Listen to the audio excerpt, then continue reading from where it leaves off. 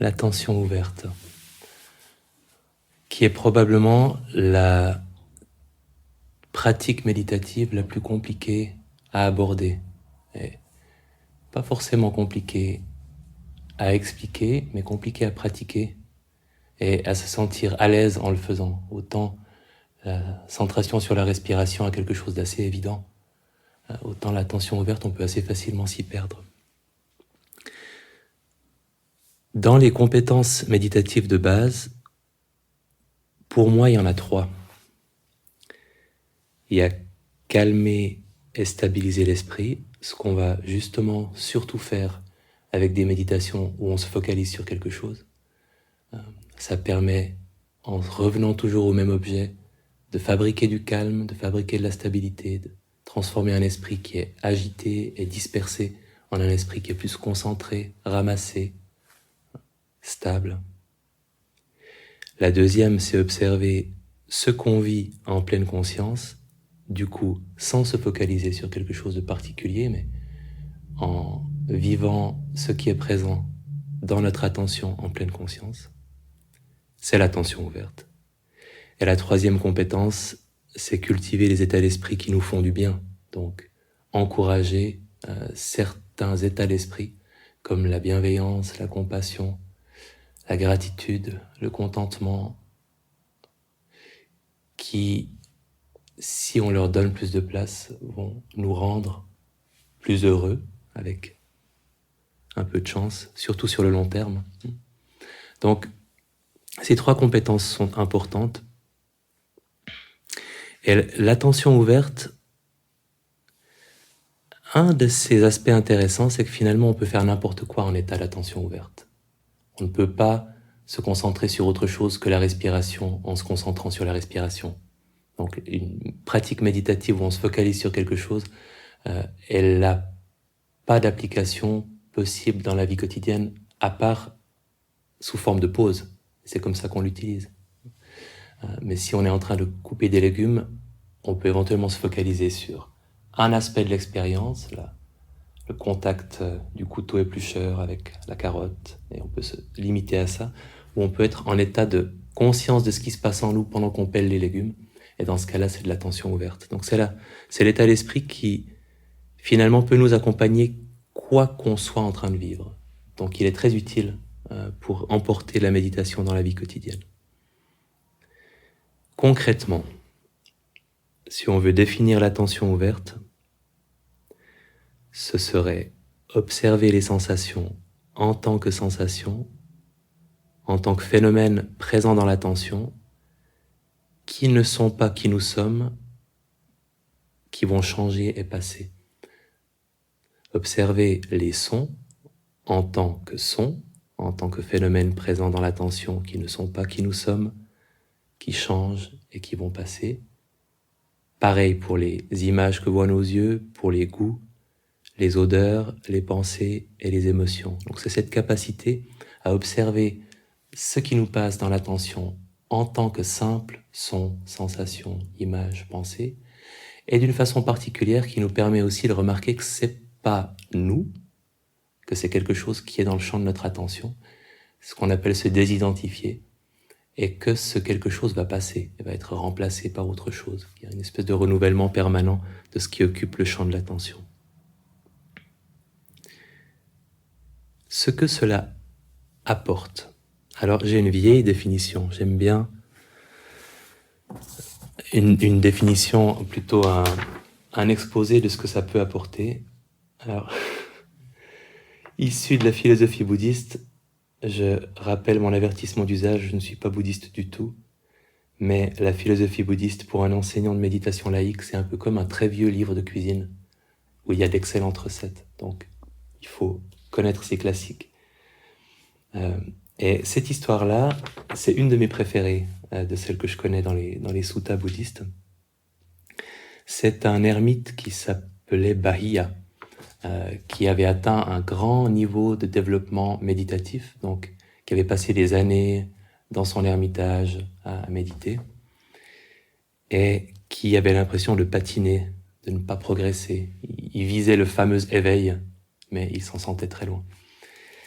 Et on lui a dit que ce monsieur Siddhartha Gautama, plus connu sous le nom de Bouddha, était dans la région et il a absolument voulu le rencontrer en espérant que peut-être il pourrait booster sa pratique méditative.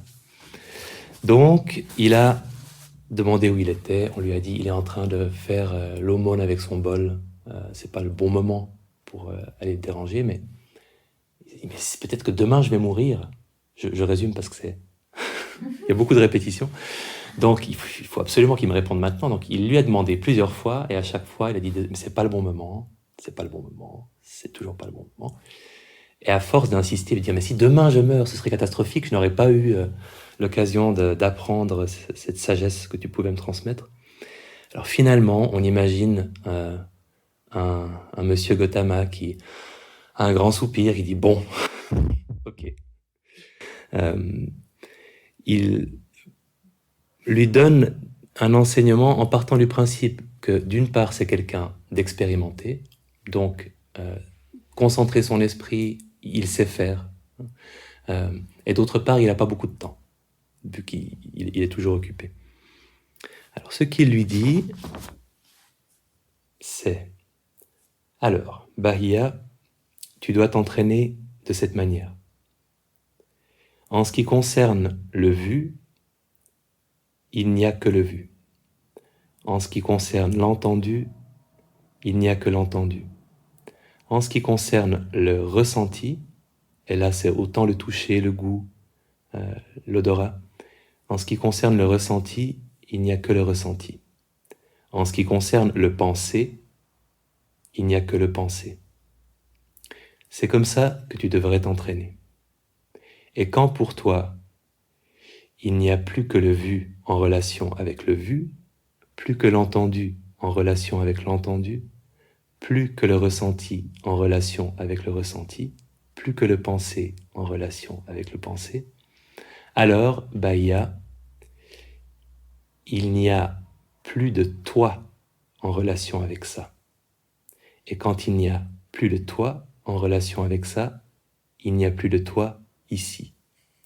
Et quand il n'y a plus de toi ici, tu n'es alors ni ici, ni de l'autre côté, ni entre les deux. Et ça, simplement ça, c'est la fin du stress, de la souffrance. La traduction qu'on choisit pour le mot dukkha, qui veut dire beaucoup de choses, mais essentiellement l'insatisfaction constante liée à la nature humaine. Donc, qu'est-ce que ça veut dire? Tel que je le comprends, c'est les vertus de l'attention ouverte comme manière de se désidentifier de son expérience. Donc, si on considère qu'une émotion n'est pas qui nous sommes, mais simplement une émotion, on n'est plus pris ni dans l'émotion, ni dans la personne qui l'observe, on est dans quelque chose d'autre qui est notre faculté d'observation de l'émotion. Et c'est ça qui aurait, selon ce vieux livre de cuisine, un effet libérateur, de n'être ni soi, ni l'émotion, mais d'être dans la pure observation d'une émotion qui apparaît, nous met dans un lieu qui nous protège de la souffrance psychologique qui survient si on est englué dans soi-même ou dans l'émotion elle-même. C'est plus clair? C'est comme ça que je l'ai compris, ce paragraphe. En version laïque,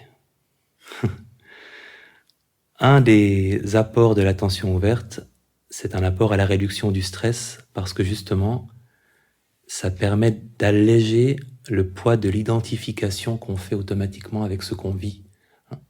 Pour vous donner une idée de la gradation du niveau 0 ou 1 au niveau le plus méditatif, au niveau complètement non méditatif, si on ressent de la tristesse, et c'est valable pour n'importe quelle autre émotion, on va penser « le monde est vraiment très triste ». Je suis triste, mais la réaction c'est « le monde est vraiment très triste ». Si on est anxieux, le monde est vraiment très anxiogène et plein de dangers. Ça c'est le niveau 1. Le niveau 2, on est capable de dire « moi, virgule, je suis triste. Il y a déjà une conscience que c'est là la tristesse, c'est pas nécessairement dans le monde autour de nous, d'autres personnes le vivent peut-être comme étant moins triste. Au niveau 3, il y a du chagrin en moi. C'est déjà plus nous en tant que personnes qui sommes tristes, c'est une conscience que quelque chose est en nous et qu'on peut appeler ça du chagrin. Le niveau 4, qui est le niveau méditatif de l'attention ouverte, il y a du chagrin en ce moment, dans mon expérience. Il n'est pas qui je suis, seulement un phénomène. Il est apparu et il va passer. Et dans cette perspective-là, on est complètement avec l'observation de ce qui se passe en nous. On observe quelque chose, indiscutablement, il y a du chagrin, mais c'est pas le mien. C'est quelque chose qui est présent dans mon expérience.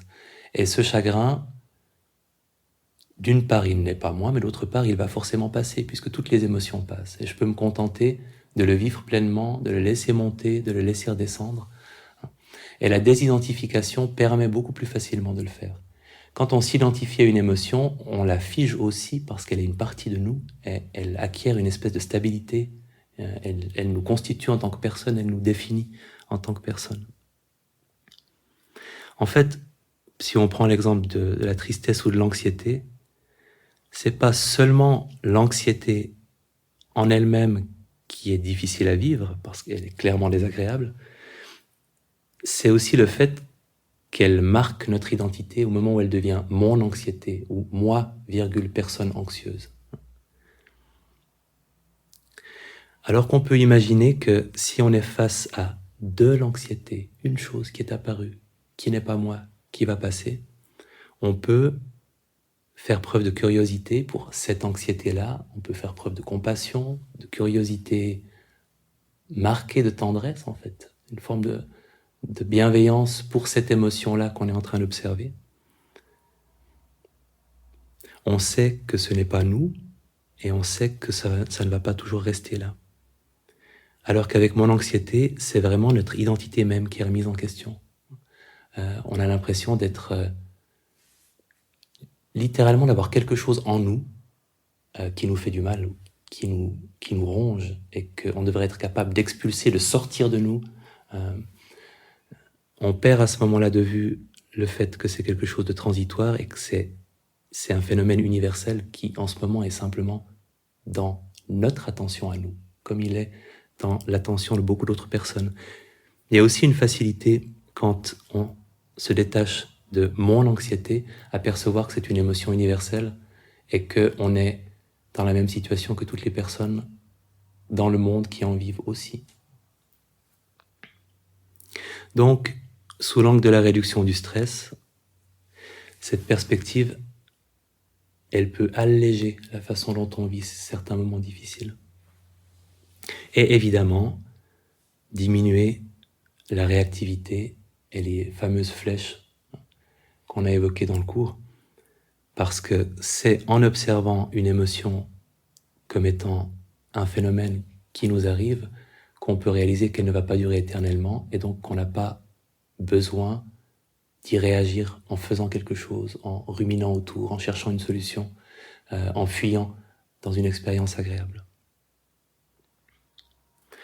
Plus profondément, au-delà de la réduction du stress, et je ne vous demande pas de me croire sur parole, mais ça renforce un sentiment d'intégrité quand on passe du temps avec cet état d'esprit-là. Une forme de sécurité. En fait, l'observation de la colère n'est pas colérique. L'observation de l'anxiété n'est pas anxieuse. L'observation de la tristesse n'est pas triste. Donc, on prend contact avec une partie de nous qui conserve toujours son intégrité, même si on vit quelque chose de très difficile à vivre.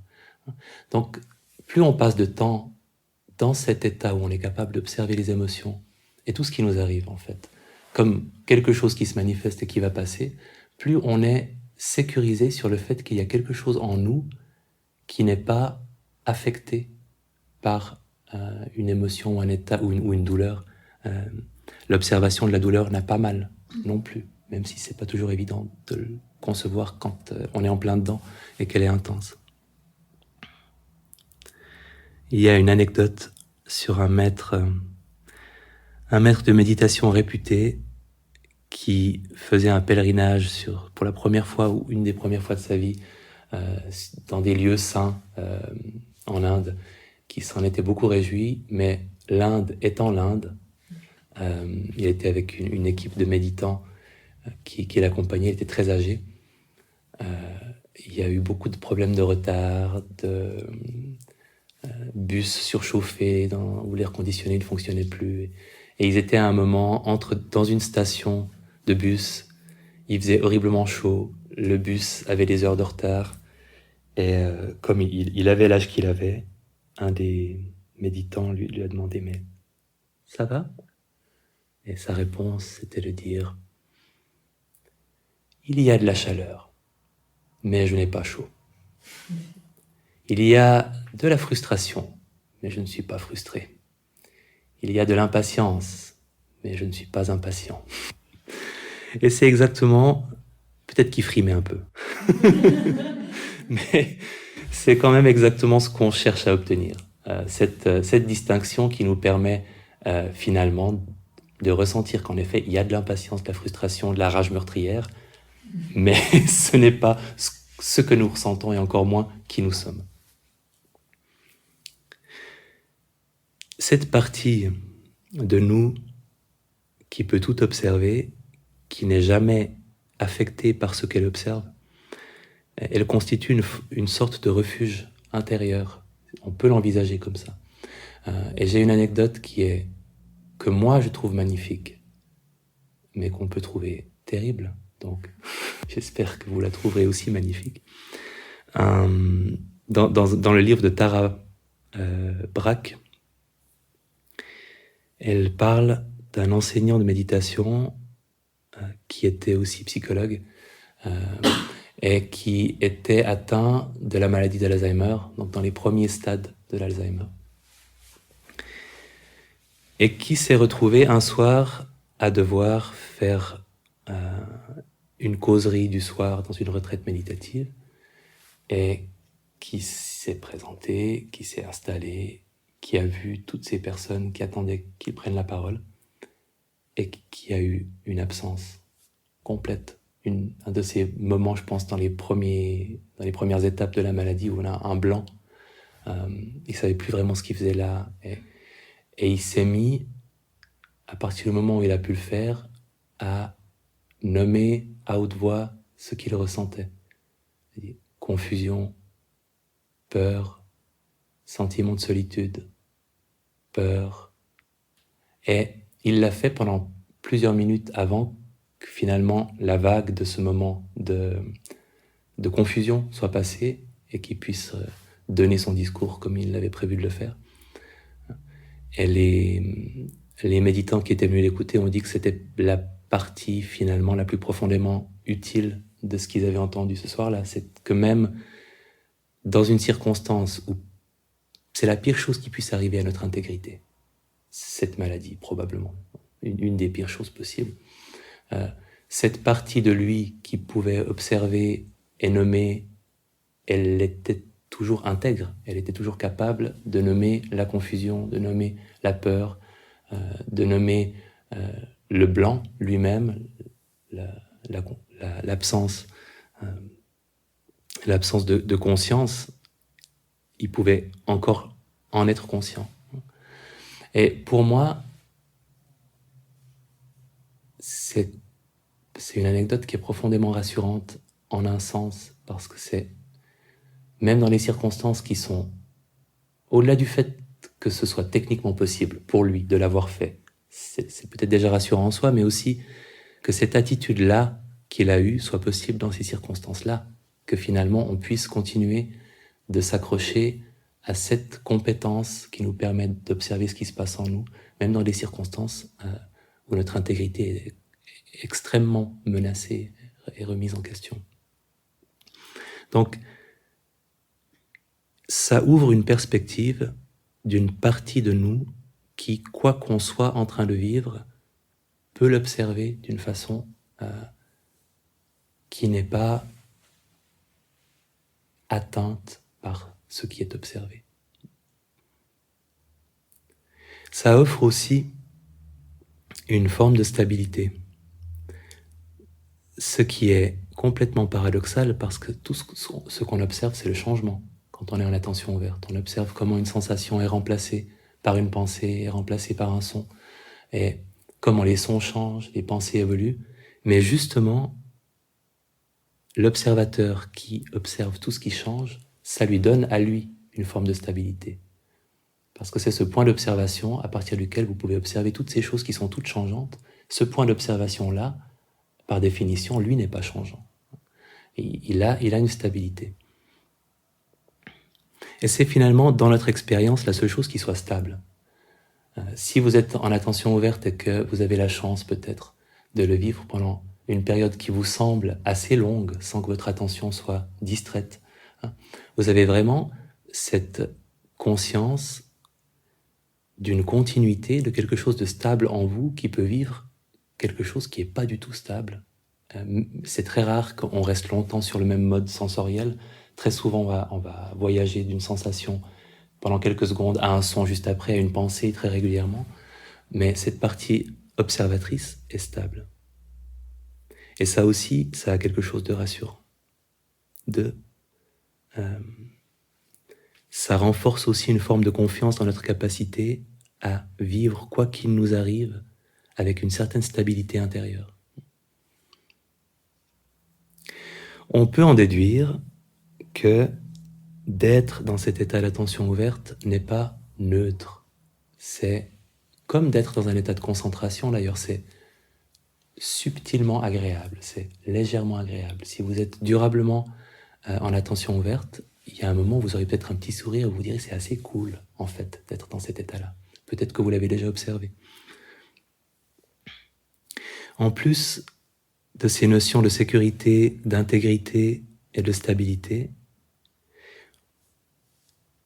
j'ai toujours le sentiment qu'il y a une forme de curiosité et d'émerveillement enfantin dans l'attention ouverte, une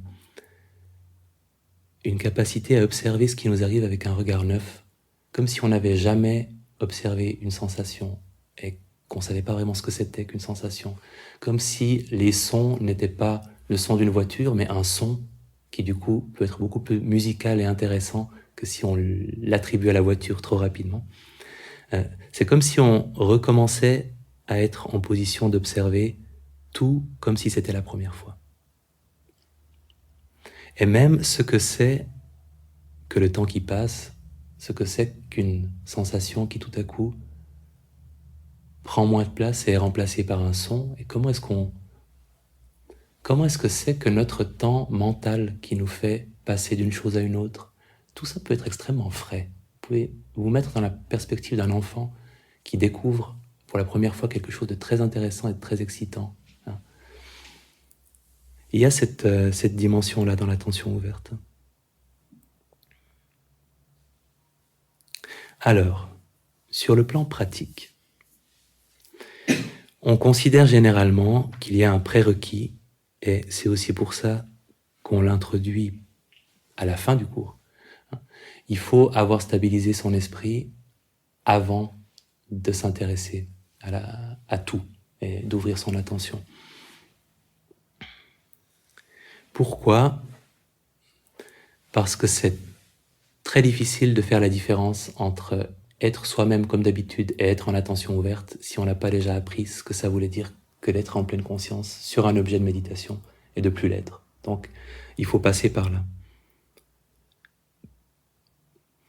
Une aide importante pour l'attention ouverte, justement à cause de la difficulté qu'elle pose, de ce manque de repères, on a toujours un repère avec la respiration. On sait que quand on n'est plus en train de penser à la respiration, on n'est plus en pleine conscience.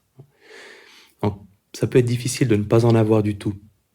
Et la note mentale peut prendre un petit peu la place de ce repère. Si vous nommez son pour un son, sensation pour une sensation, pensée pour une pensée, ça vous permet de structurer un petit peu cette expérience qui peut être confuse et de prendre conscience des moments où vous êtes dedans et des moments où vous êtes sorti de cet état de pleine conscience. Alors, déjà un peu de pratique en fait. Vous pouvez prendre une position un peu méditative.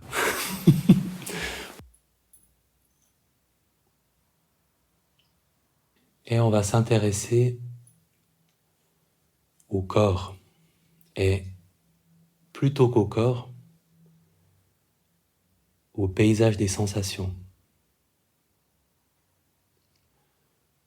Prenons conscience des pieds et en observant ce qui se passe quand vous prenez conscience des pieds. Il y a une part de sensation et il y a peut-être quelque chose qui vous indique que c'est les pieds. Une image, une représentation du corps. Est-ce que vous pouvez distinguer la conscience des sensations dans les pieds et ce qui vous permet de savoir que ce sont les pieds dont vous avez conscience? Comme s'il y avait deux couches.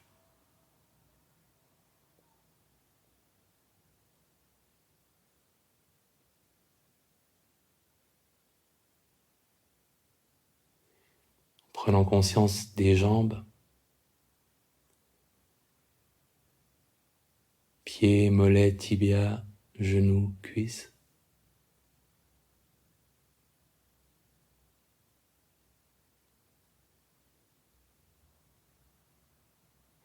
Et là aussi, comment savez-vous que ce sont les jambes que vous êtes en train d'observer? Qu'est-ce qui se passe en vous qui vous permet de le savoir? Est-ce que c'est une image? Est-ce que c'est quelque chose d'intérieur? En essayant de vous y intéresser.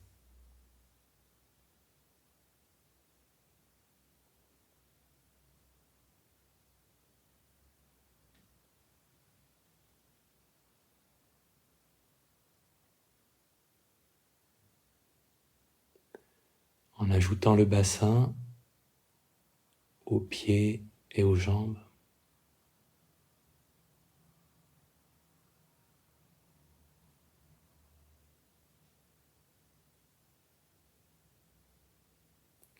Les mains,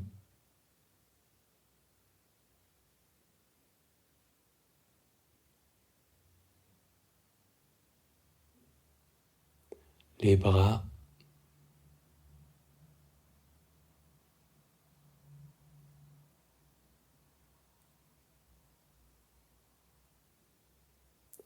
le dos, le torse, le ventre, la poitrine, de la taille jusqu'à la nuque.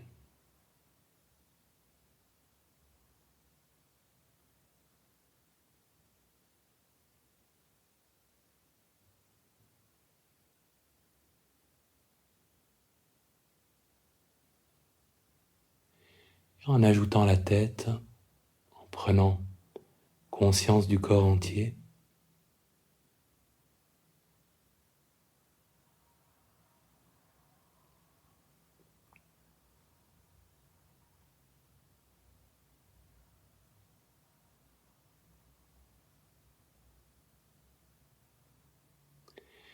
Et en prenant conscience du corps entier, laissant l'idée de corps entier de côté, en prenant conscience de toutes les sensations qui sont présentes dans le champ de votre attention, sans accorder de l'importance à quelle partie du corps correspond à telle ou telle sensation, sans accorder de l'importance à l'étendue, aux limites du corps, en portant votre attention sur les sensations en tant que pure sensation que vous percevez. Et quand vous réalisez que vous y ajoutez un élément d'anatomie, une conscience de telle ou telle partie du corps, prenant conscience de cet ajout et vous centrant à nouveau sur les sensations en tant que simples sensations, que petites perceptions qui apparaissent, qui disparaissent, qui changent, certaines plus intenses, d'autres plus légères, instant après instant, en vous laissant surprendre par l'évolution de ce paysage de sensations.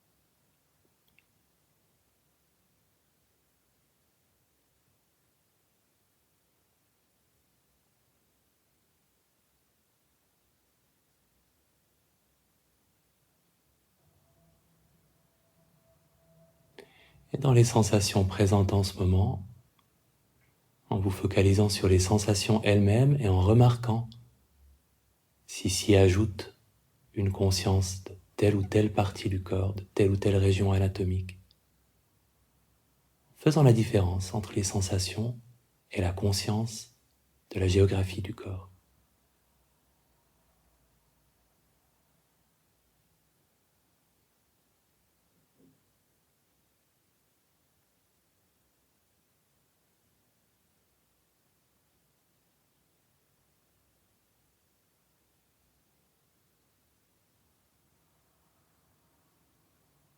Comment se manifestent les sensations? Comment se manifeste la conscience d'à quelle partie du corps elles appartiennent?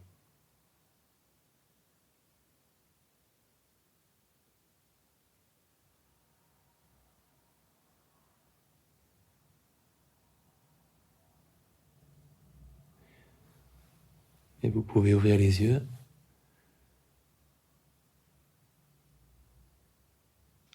Est-ce que vous arriveriez, pour peu que ça n'ait pas été complètement abstrait pour vous, à nommer, à décrire à quoi ressemblaient les deux aspects là, les sensations elles-mêmes, et puis surtout comment se manifestait la conscience de ça c'est le bras, ça c'est la cuisse? Est-ce que c'était deux choses différentes pour vous ou pas? C'est très intéressant, non? De remarquer qu'il y a ces deux niveaux. Parce que si on est face à une douleur, par exemple, en fait, mon impression, qui est pas validée scientifiquement, c'est qu'il y a des degrés d'identification, par exemple avec une douleur, et que pour qu'il y ait c'est ma douleur insupportable, il faut qu'on passe à un moment par cette identification avec son propre corps et la géographie du corps et cet endroit-là. Et si on arrive à revenir et à rester aussi longtemps et aussi souvent que possible avec une sensation en tant que pure sensation, sans cette idée, elle appartient à cette partie-là du corps, c'est plus facile de se désidentifier de quelque chose d'inconfortable et de l'observer avec plus de relâchement finalement aussi, psychologiquement. Et dans une perspective d'attention ouverte, on essaye de se désidentifier et à un niveau vraiment de base, microscopique, c'est déjà là qu'on peut le faire. C'est en distinguant la sensation pure de sa localisation, qui est en effet souvent une couche d'image très subtile qui apparaît très vite et quasi en même temps que la sensation. Mais on n'a pas besoin de ne plus avoir cette identification avec une partie ou une autre du corps. Mais par contre, on a besoin d'être capable de faire la différence, c'est tout. Donc il n'y a pas besoin de lutter contre l'image qui nous vient ou le mot qui nous vient, mais d'avoir conscience du fait que c'est des choses différentes. De la même façon que quand on ressent une douleur et ça c'est un niveau supérieur, il y a une émotion qui s'attache à la douleur, on ne cherche pas à faire disparaître l'émotion, mais à bien distinguer la douleur en tant que douleur de l'émotion en tant que chose qui s'y ajoute. Et c'est le même travail qu'on fait, mais à un niveau un tout petit peu plus basique, avec cette différence-là. Ok, chapitre 2. Les sons. On peut reprendre une position méditative.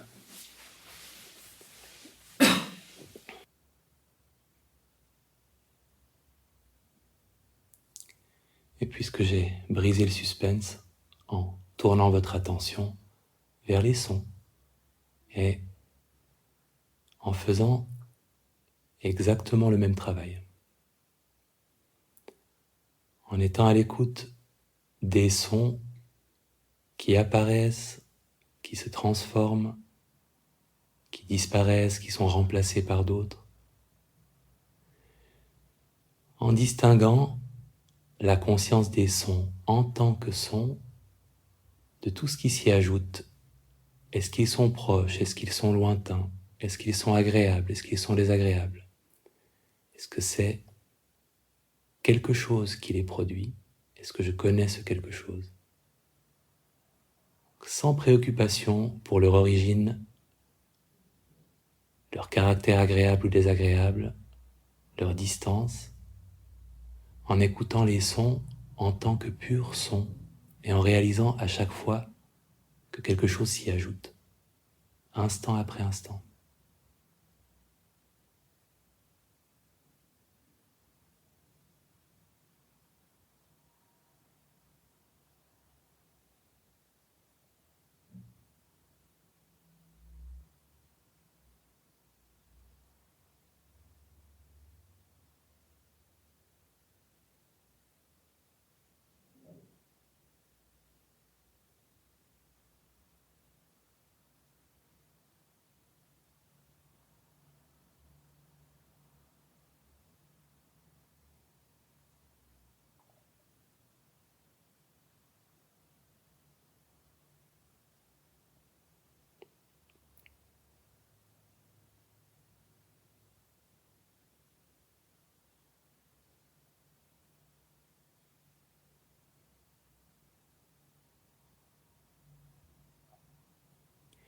Et parfois, d'écouter les sons comme une musique peut faciliter cette qualité d'attention.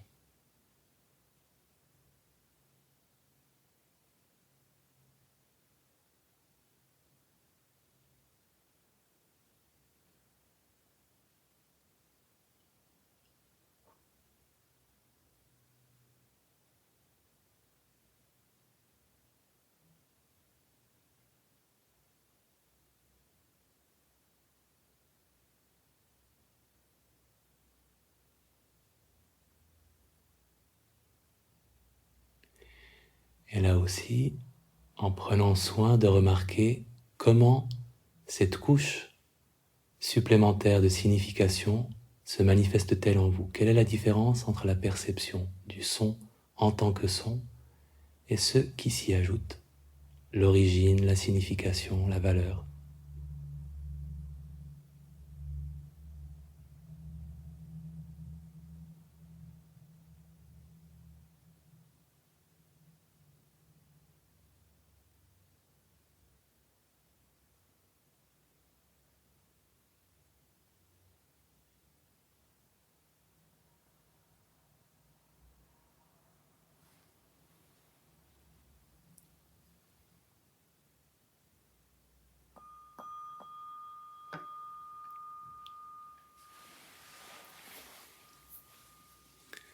Alors, comment c'est la différence entre les deux? Est-ce qu'elle était perceptible pour vous?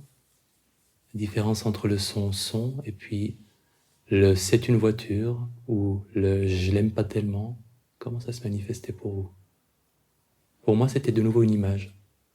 Il y avait des moments où je voyais une image de voiture qui flashait brièvement dans mon esprit et qui mettait un emballage autour du grondement que j'écoutais. C'est les deux sens pour lesquels je trouvais que ça valait la peine de se prendre la tête un petit peu pour les découper en morceaux. Parce que c'est pour les deux pour lesquels on peut vraiment remarquer une différence, même si elle existe pour tout. Avant qu'on passe à la pratique et puis que j'aère un petit peu, si ça vous convient, et peut-être que vous pouvez vous allonger quelques minutes avant qu'on revienne en méditation assise. Pour les pensées, je voulais aussi vous donner des indications avant de méditer. Un écueil qui revient très souvent dans l'attention ouverte avec les pensées, et même avec le moment qu'on passe tourné vers les pensées dans une longue méditation, il y a 3 situations face aux pensées.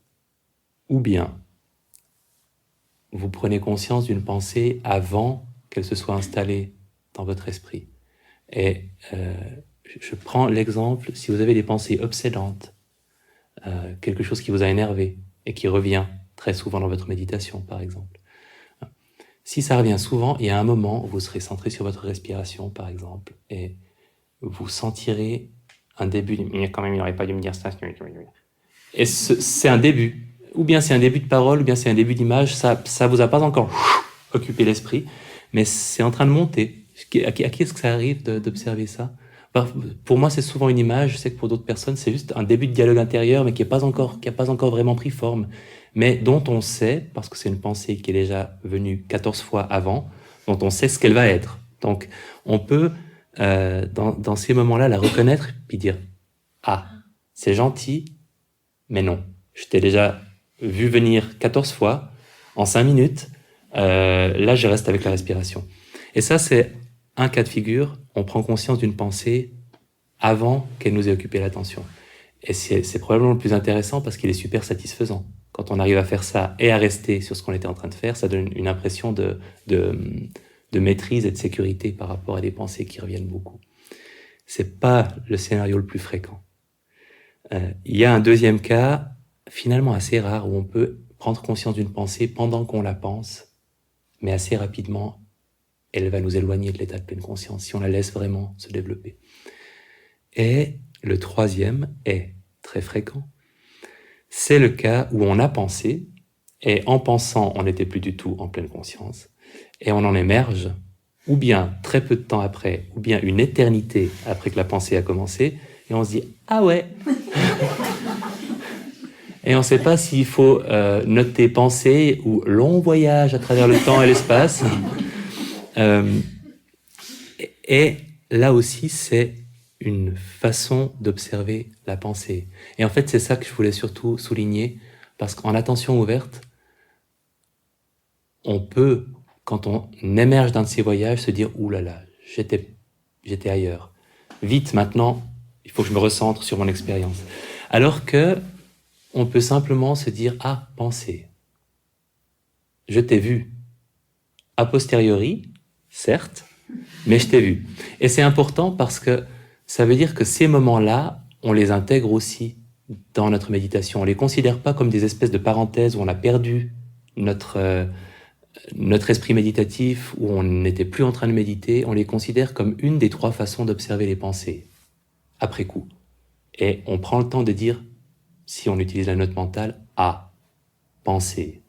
Et toi aussi je t'ai vu, comme celle qui n'était pas encore arrivée, comme celle que j'étais en train de penser, celle que je viens de penser, je l'ai aussi observée. C'est pas qu'elle m'a mise en échec méditatif. C'est simplement une autre façon d'observer les pensées. Et je pense que c'est important parce que si on considère ces moments comme des absences et comme des moments non méditatifs, qu'on les intègre pas dans ce qu'on observe, ils peuvent saper notre confiance dans ce qu'on est en train de faire et dans notre capacité à le faire. Alors qu'il n'y a aucune raison pour ça. C'est une des manifestations des pensées de nous emmener loin et de ne nous permettre de l'observer que quand on en sort. Donc c'est tout à fait normal. Des fois, moi j'ai l'impression que ça va tellement... Oui, c'est comme quand on... Ce que tu décris, c'est comme quand on se réveille le matin après un rêve. C'était un rêve super prenant et qu'on était en plein dedans et on ouvre les yeux. Ah, tu sais, je viens de rêver de... Et c'est aussi un peu, c'est un peu humiliant. On sait que c'était un truc peut-être très intéressant et intense qui nous a emmenés loin, et on ne sait plus du tout ce que c'était. Et ça aussi, ça fait partie de l'expérience méditative, et l'avantage de l'attention ouverte, c'est qu'on peut se contenter de dire penser. Donc on l'a quand même eu dans notre filet d'observation, parce qu'on n'a pas besoin de dire penser, on peut juste dire penser. Au moins je suis sûr que c'en était une. Et ça suffit. Et on a fait notre job. On n'a pas besoin de s'en rappeler mieux que ça. Donc, à chaque fois que vous serez emporté par une pensée et que vous en reviendrez dans l'exercice qu'on va faire dans quelques minutes, prenez le temps de dire pensée avec cette confiance intérieure de la personne qui arrive aussi à observer ces pensées-là, plutôt qu'en vous sentant ayant été complètement débordé.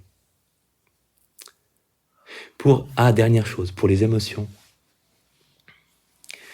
On peut avoir un mot comme émotion quand on est face à une émotion.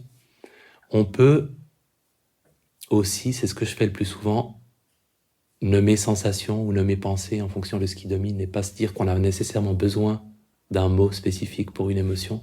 Souvent, très vite, c'est l'aspect physique qui prend le dessus dans une émotion. À peine on a reconnu que c'était de l'anxiété, on sent surtout que quelque chose s'est noué. Donc on peut simplement noter sensation. Et le considérer comme une sensation. Mais vous pouvez quand même vous poser la question, en fermant les yeux maintenant. Parce que ça, c'est quelque chose de très basique qu'on peut observer en lien avec notre vie émotionnelle. Est-ce qu'en ce moment, il y a une tonalité émotionnelle neutre? Est-ce qu'il y a une tonalité émotionnelle plutôt agréable ou est-ce qu'il y a une tonalité émotionnelle plutôt désagréable? Généralement, on peut répondre à cette question. Est-ce que c'est plutôt agréable, plutôt désagréable ou neutre?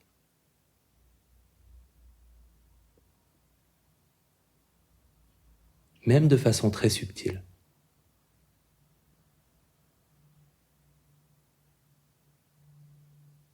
Et quand vous avez répondu, question numéro 2, si c'est autre chose que neutre, si c'est agréable ou désagréable, comment et où le sentez-vous dans le corps?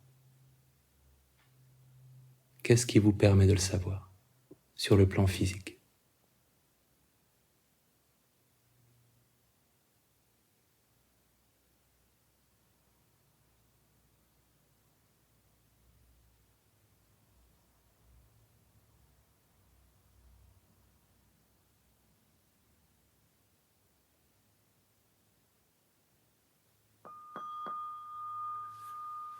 Qui avait une tonalité légèrement, vous n'êtes pas obligé de répondre, tendanciellement agréable, lève la main, tendanciellement neutre, tendanciellement désagréable.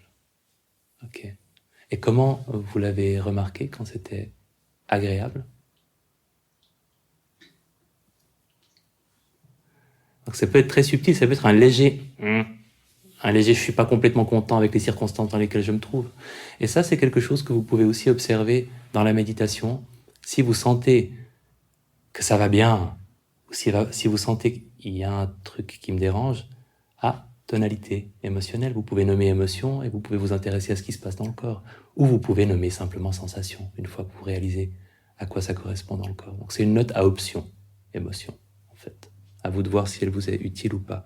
On prend quelques minutes de pause. Et on va faire une méditation pure attention ouverte, puisque sur le plan théorique, on est archi prêt.